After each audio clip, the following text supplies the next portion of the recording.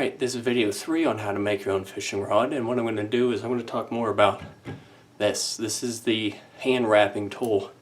You can buy these online.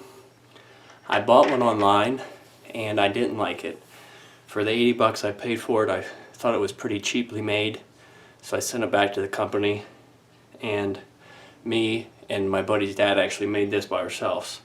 It's pretty much the same basic concept as if you're going to buy one online. It has different holes for your post. You can take them out, move them, move them where you need them for whenever you're making your wraps. It has this little guide right here to guide your string that moves. It has a tensioner, 2 of them, for your spools if you're going to use 2 different colors. And we also made a couple of these posts, and these also separate and come out. There's just little dowels down here, and we just center drilled with a drill press for these to fit in. And which this tool is used for is to set your blank in, and allows you to twist the blank whenever you're wrapping your thread. So as you can see here, I actually started the wrapping for the hook keeper. It's black on black, it's kind of hard to see it, but here's the hook keeper right here, and I wrapped, and this is where I'm going to write, I'm going to personalize the rod with a calligraphy pen whenever I get done wrapping it. So I'm just going to talk about wrapping your guides. We marked our guides in the previous video. Here's actually where our first guide's going to go. Now what I like to do is whenever you're wrapping, you want the foot of your guide to be as smooth, so whenever you place your guide on your blank, you want it to sit flat as can be, the way it's supposed to be. Now remember, we're marking this on the spine of the rod, or the actual belly, because this is the way the guides are going to run. So you want that as flat and possible as can be. The last thing you want is to have a gap, so you place your guide, and when we mark the blank right here, you want the face of the guide right here to mark up, to line up with that mark. It's not the actual foot, it's the face right here. Here's our mark, and here's our face of the guide. So as I'm looking, I can tell there's a little bit of material at the foot of this guide. So what I do is I just have a regular file, and I take that, put a little bit of pressure, and just start to file away some material on the foot of that guide so it fits nice and tight. You can see here, I'm taking some material off. That's what you want to see. You want that to sit nice and flush on your blank. Even more up towards the tip, you want to take some material off, because whenever you're wrapping your thread, you don't want to build up your thread whenever you're wrapping your guides to the foot. You want it to slide up even. Just one wrap, next wrap is on your guide foot. That's what you want. You don't want to have to build up any thread. So there is nice, a little more off. There. Now what that's going to allow is whenever I wrap, I'm not going to have to build up any thread. It's just going to line right up with that foot and just keep on wrapping around. Check just to make sure.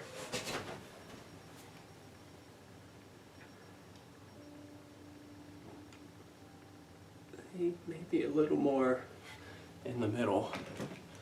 I need to get out. Just file some more out.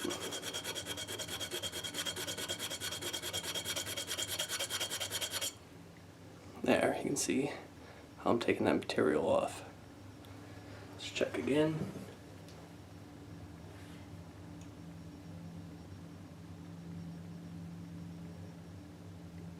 That's pretty good.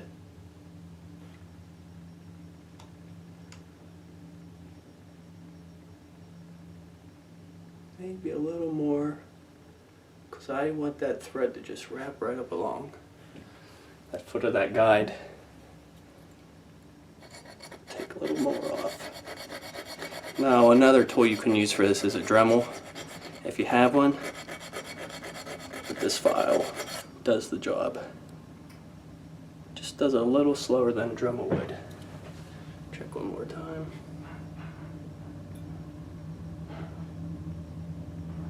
Okay. Now you're going to want to do this with every one of your guides. This guide has 6, or this rod has 6 guides, so I'm going to do this for every one.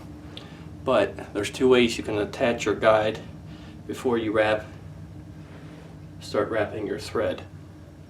One is you can use tape. You can tape it down real tight and continue to wrap. Just run a piece of Scotch tape around there. But this is just regular glue from a hot glue gun. And what I'll do is I'll just take a lighter, heat that foot up a little bit. You don't want it cherry red or anything, just hot enough. Hurry up, take it, put some glue on the base, and place it on your blank.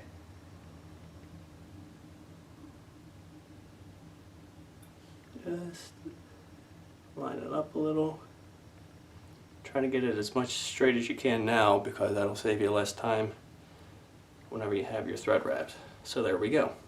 Now I'm not going to show you the actual process of wrapping, because that's in another video I have. I'll post that link right here, because this specific rod I'm wrapping black thread, and since it's black finish, it's going to be really hard to show up on the actual video. So I'll just go ahead and wrap this, and then I'll just show you the end result. Okay, so I got that wrapped, and there's just one thing I want to point out. This is with the top side. This is what everyone's going to see when they're using the rod. That's why it's critical to finish and start your wraps on the bottom, where people aren't going to see that. And like I said, I have a video linked of how to do this, how to make this specific decorative wrap. But I just want to point out, you start and end your thread at the bottom of the guide where no one's going to see, because that's what everyone's going to see. The top, that's what you want nice and clean. So I'll back out and I'll show you the step I use to put the white decorative wrap at the very end here. This is just the end of a toothbrush, or a paintbrush that I use whenever I finish my wraps, when I put the finish coat on there, and I just tape that around the blank, just a regular piece of Scotch tape. And then what I'll do is I'll just get my white thread. Get it out. Get my white thread, probably a good 15 inches. It's better to have a lot and then not enough when doing this part. Cut that off, grab my scissors, cut this off. And then what you want to do is I'm going to lay the thread over the tip of that paintbrush, and I'm going to wrap it around. So there's 2, 3, 4, 5, and one more. So that's what you end with. Now it's wrapped around like that. And then you take your tag end that you just wrapped. Excuse my head, it's fraying. You take your tag end and you're going to fish it through all those loops that you just wrapped. And pull it through like so. And then same thing on the other side. Take your other tag end,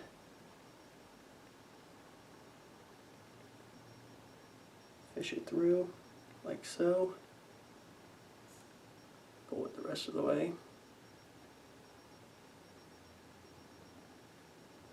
Come on, get a hold of it, there. And then you're going to take your 2 top tag ends, hold them together in your hand like so. And then what you're going to do is, remember, we're going to turn the rod over after we bunch up all this thread. Turn the rod, because we don't want this showing at the top. It's going to naturally want to tighten. The thread is going to naturally want to tighten. And then you just slide it up. grab both ends, pull them each so they're tight, and finish snugging it up.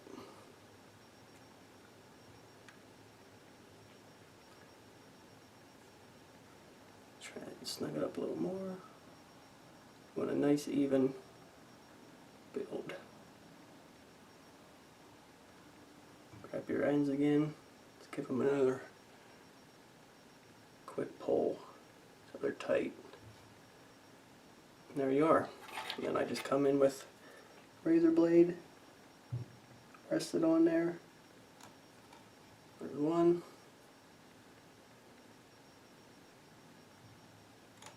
And there's two. And there you are. Take this off. And that's what all of these guides are going to look like. They're going to have black. We get in the focus here. I'll zoom in a little bit. Focus on there. Come on.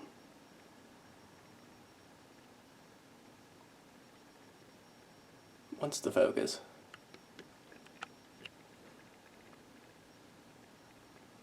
Come on. Well, you get the idea. Oh, there it goes. Okay, so you get the idea. So once again, the bottom is where you see all your knots and ties, and that's the top. That's what it's all gonna look like. I can tighten that up a little bit more with my burnishing tool. Just tighten that up. It's all nice and even across the board, across your blank. And that's what it's going to look like. That's what all the guides are going to look like. So that's the end of this video. I'll put all the guides on, and then the next video I'll actually show you how to put the tip on, and then how I personalize the rod. So check back.